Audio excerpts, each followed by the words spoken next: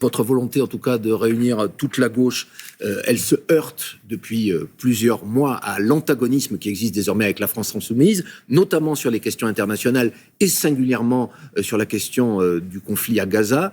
Mais vos positions semblent évoluer, en tout cas se rapprocher. Aujourd'hui, vous aussi, je vous cite, vous parlez d'un génocide qu'il faut prévenir. Ce sont les mots employés par la France insoumise. Pourquoi il y a finalement, non pas ce durcissement, mais cette clarification dans les termes que vous employez aujourd'hui? Mais d'abord, il n'y a pas chez moi d'évolution notable, parce que la réalité, c'est que depuis le lendemain du 7 octobre, où j'ai pleuré comme beaucoup, comme j'imagine l'immense majorité des Françaises et des Français, l'attaque terroriste et les morts israéliens, mais ensuite, j'ai appelé à ce qu'il n'y ait pas une riposte aveugle et une punition collective pour les Palestiniens.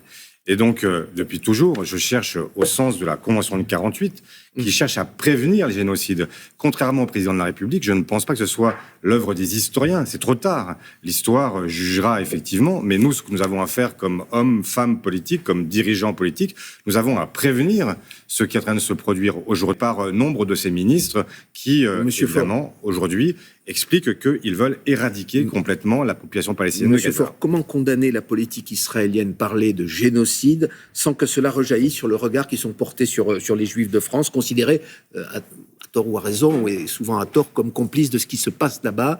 Est-ce que cette dérive-là, vous ne risquez pas aussi de l'accompagner, comme on le reproche, par exemple, à la France insoumise? Je ne vois pas le rapport qu'il y a entre les Français juifs et Netanyahou, qui est un dirigeant d'extrême droite israélien. Quel rapport faites-vous entre les deux? Je n'en fais aucun. Moi, je n'en fais pas, mais certains... Mais moi non plus, je n'en fais aucun. Et c'est la raison pour laquelle je serai toujours au premier rang de ceux qui se battent contre l'antisémitisme. Avec nous ce matin, vous allez rencontrer tout à l'heure François Bayrou pour parler du scrutin proportionnel sur lequel il souhaite consulter les différents partis. C'est donc votre tour. Deux questions courtes et simples. Est-ce que vous êtes favorable à ce scrutin et est-ce que c'est le moment, selon vous, d'en parler? Il a un drôle de sens des priorités. Le budget 2025, eh bien, nous le censurerons. Vous censurez le budget d'autant... Ce qui a été fait, c'est en fait tout simplement, pendant 7 ans, 8 ans maintenant, vous avez eu de colossales pertes de financement avec les cadeaux fiscaux qui ont été réalisés en direction des plus grandes fortunes et des grandes entreprises. Et c'est là-dessus qu'il affiche une fortune insolente. Donc on voit ce que vous demandez. Vous n'avez pas appuyé sur le bouton de censure depuis que François Bayrou est à Matignon, mais si on vous comprend bien, ce n'est pas la voie que vous pourriez suivre dans les prochaines semaines. Vous attendez en tout cas. Je reviens te chercher, c'est le nom de l'ouvrage. Vous dites, si François Bayrou est intervenu pour couvrir l'institution, il ne peut pas gouverner la France. On voit votre livre. Est-ce qu'il vous a convaincu? Il devrait démissionner. Alors vous savez à qui vous avez dit cela, à Rémy Boussemard, le nouveau président des Jeunes Socialistes. Vous auriez pu le dire aussi, même je ne sais pas si vous tutoyez, à Bruno Retailleau, le nouveau patron de LR, puisque lui aussi a eu un score très flatteur. Est-ce que vous êtes également un peu, non pas jaloux, mais envieux de ce score, puisque je rappelle que vous, Olivier Faure, vous vous présentez à votre succession à la tête du Parti Socialiste. Les premiers votes auront lieu dans 10 jours et le Congrès à la mi-juin. C'est beaucoup plus serré chez vous. C'est sûr que c'est toujours flatteur d'être élu avec un score martial comme celui de Bruno Retailleau ou comme Rémy Boussemard. Mais la vérité, c'est que ce que je souhaite, c'est surtout une majorité claire qui permette de travailler, qui permette d'avancer et notamment qui permette de nouer les accords avec nos partenaires comme je le défends dans ce congrès. On dit souvent que les congrès du Parti Socialiste sont verrouillés. Aux fédérations, il y a les élus.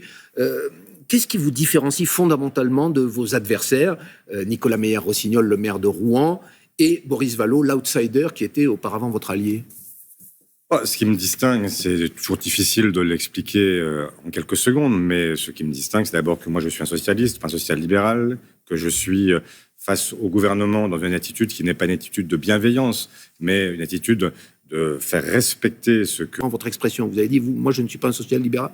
Monsieur Meyer-Rossignol, c'est un social-libéral. Parmi les gens qui soutiennent Nicolas Meyer-Rossignol, il y a tous les sociaux-libéraux, oui, c'est vrai. Et donc, moi, ce que je souhaite, c'est aussi un accord qui va de Ruffin à Glucksmann, qui permette d'avancer et de faire en sorte que nous rompions l'isolement dans lequel ils sont en train de nous mener pour pouvoir gagner la bataille des municipales, puis l'année suivante, celle des présidentielles et des législatives. Olivier Faure, est-ce que vous souhaitez, vos positions semblent évoluer, en tout cas se rapprocher. Aujourd'hui, vous aussi, je vous cite, vous parlez d'un génocide qu'il faut prévenir. Ce sont les mots employés par la France insoumise. Pourquoi il y a finalement, non pas ce durcissement, mais cette clarification dans les termes que vous employez aujourd'hui? Mais d'abord, il n'y a pas chez moi d'évolution notable, parce que la réalité, c'est que depuis le lendemain du 7 octobre, où j'ai pleuré comme